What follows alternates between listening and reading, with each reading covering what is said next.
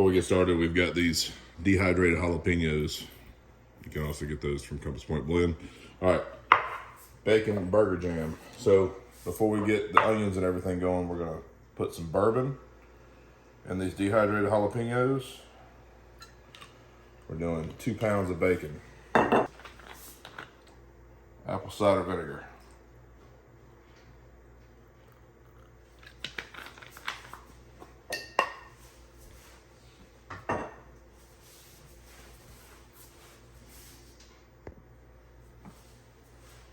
Two pounds of bacon.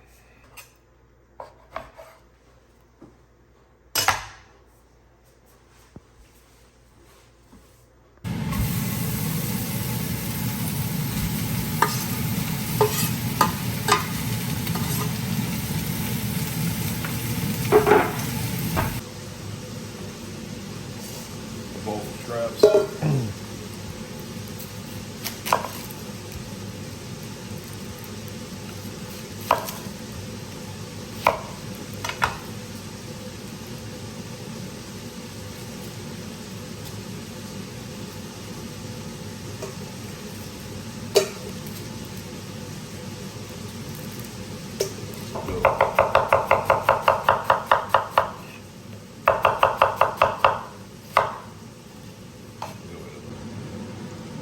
Onions chopped.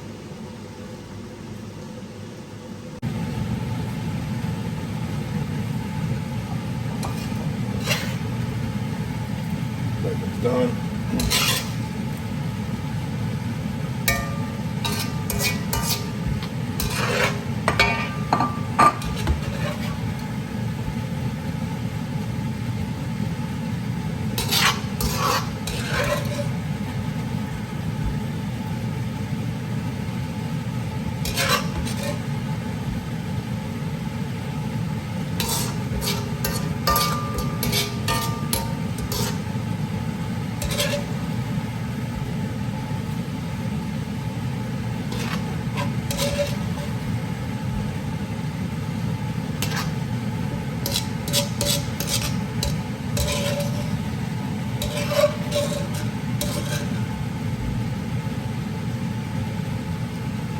It's okay if we leave some of that stuff in there, but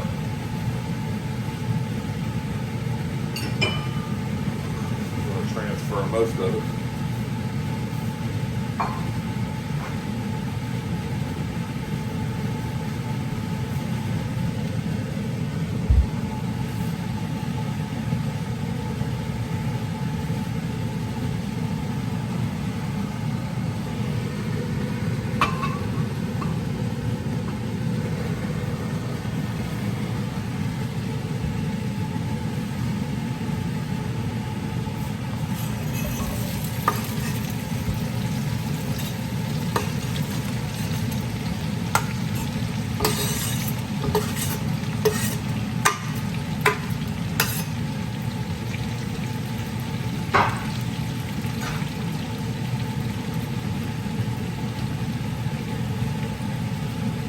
Crank this back up. And now here we go with this patience again. We'll get this hot. It's gonna let these cook. Natural sugars in these onions are gonna come down, they're gonna caramelize, and this is another set of patience. Okay. We'll come back after about 10 minutes.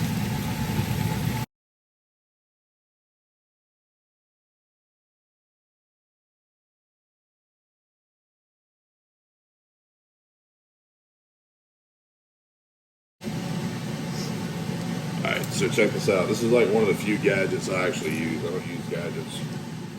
Little garlic press. It's really nifty. I do mince a lot of my garlic, but sometimes I like to use this real easy. Just put a clove in, squeeze it. All this is going to go back in once we get these onions done. I'm going to start putting everything in, let everything marinate. Get happy. But look, it's real nice and easy. You get minced garlic, and the way you prepare garlic, it changes its flavor. Thinly sliced, minced like this is, whatever. There's a difference on how you prepare it and cut it. So this right here, I want to extract flavor. I don't want to see the garlic in there. The garlic's just going to basically melt, and that's what I want. Now, if I was cooking a pasta dish where I wanted it minced and I wanted to see the garlic in there, taste the garlic in there, that'd be a different story. We would mince that about with a knife. Check these onions.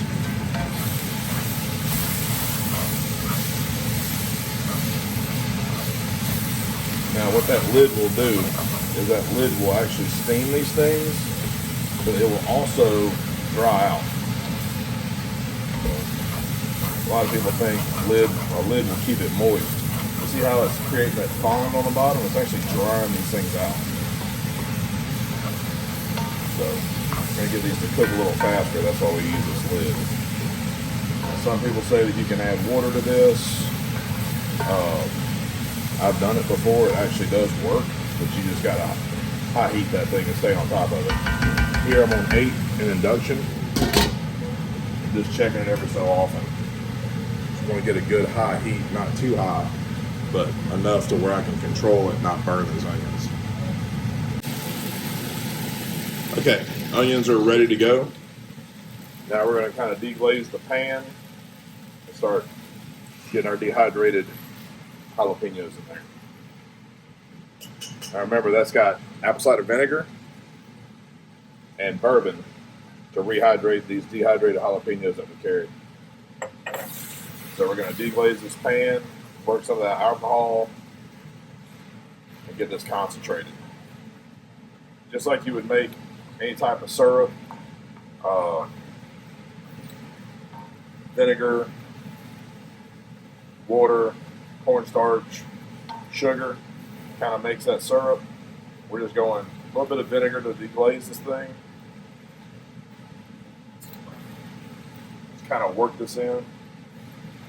Make sure those jalapenos are hydrated back again and cook down. Now the great thing about dehydrated jalapenos is you don't have to have them on standby. They don't carry any water. You can add your liquid to rehydrate them. They're more of a pure and convenient thing. I love them. I use dehydrated bell peppers and dehydrated jalapenos all the time just because it's convenient. I don't have to buy fresh and worry about it spoiling if we don't cook with them. So they're fantastic, and they have a really pungent flavor. To me, they're actually better than the jalapenos that we get from whatever farm they come from. Unless you grow your own, then that's a different animal.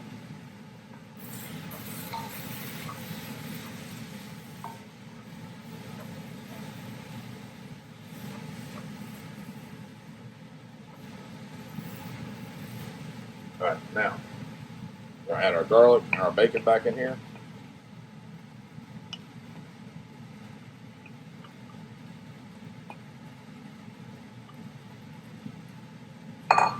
Two pounds of bacon, about 4 or 5 cloves of garlic.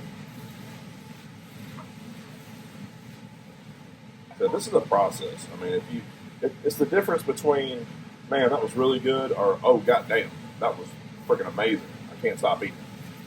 So the little steps are the difference. If you don't want to take the time to do it, and you want to look at a different recipe, that's more power to you.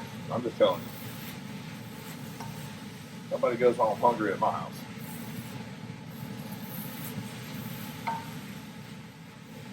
All that stuff is just mush. It's going to get even more mush because we're going to take and add this. We're going to add this maple syrup and this brown sugar to it, and we're going to get this thing jammed up. So it's going to continue to cook.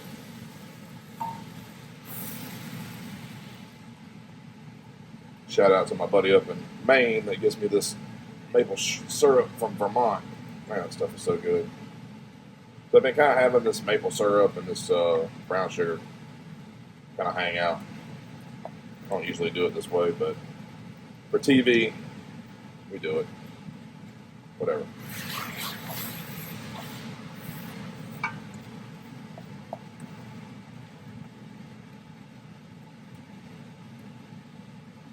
That, whatever, get out here.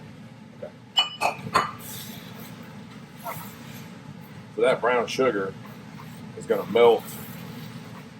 All this stuff is going to get together and just congeal together and bond and all these flavors. And this is the point to where you really want to get this thing on low, where all these flavors just really combine. I'll change out this wooden spoon for a high temp spatula. That way we can work with it.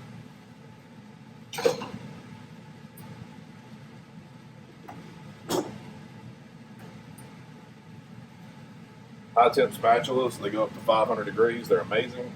You need at least a couple of them in your kitchen. That way you can scrape these sides and make sure everything gets incorporated good. Also, whenever you dump this, you can scrape every little morsel, everything out of it. So we got this on induction 8. We're just going to get everything back up to temp.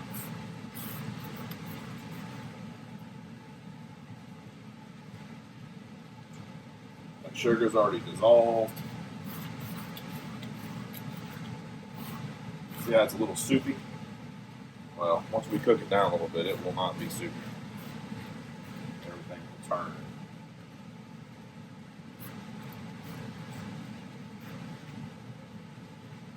Maple, jalapeno, bacon, jam. Man, you talking about good on burgers? Get out of here. Get out of here. I'm talking about the ridiculousness of a good burger. Like, go to your butcher shop. Get a really good burger. Throw some of this stuff on top. My Lord. Ridiculous. Yeah.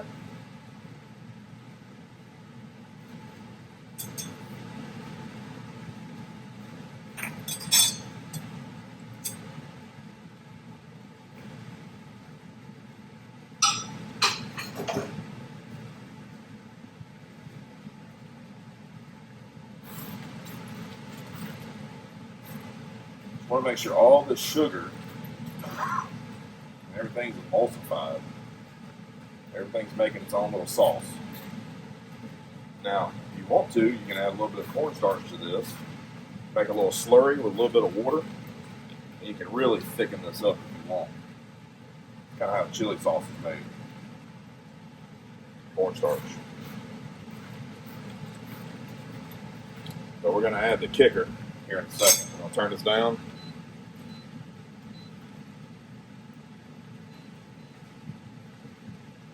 We're going to turn this down. We're going to get this flavor going.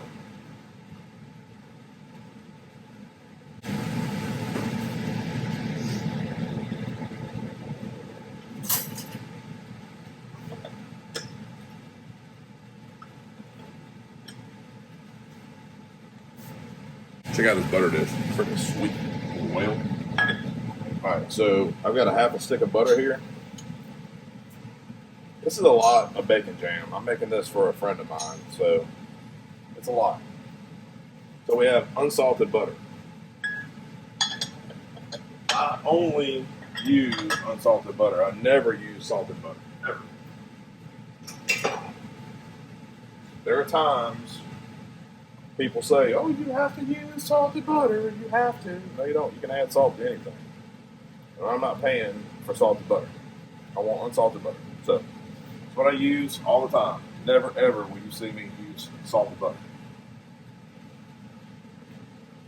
So this butter is going to balance that bourbon, the maple syrup, the sugar, and it's just going to just make it so good. Those flavors. It's going to meld everything together. We're going to let this cook down. And then once we let it cook down a little bit, maybe 5 more minutes, we'll let it cook down, maybe get all happy. Then when it cools down, we'll come back and I'll show you what it is cooled down. We'll scrape these sides and just let her dig. Alright, there we go. Scrape the sides. I'm gonna let her cook for about 5 more minutes on medium heat. We're gonna shut her down, let her cool. Wait a minute. We'll come back in a minute. I gotta taste it. You gotta taste it. You a little onion now. You gotta taste it.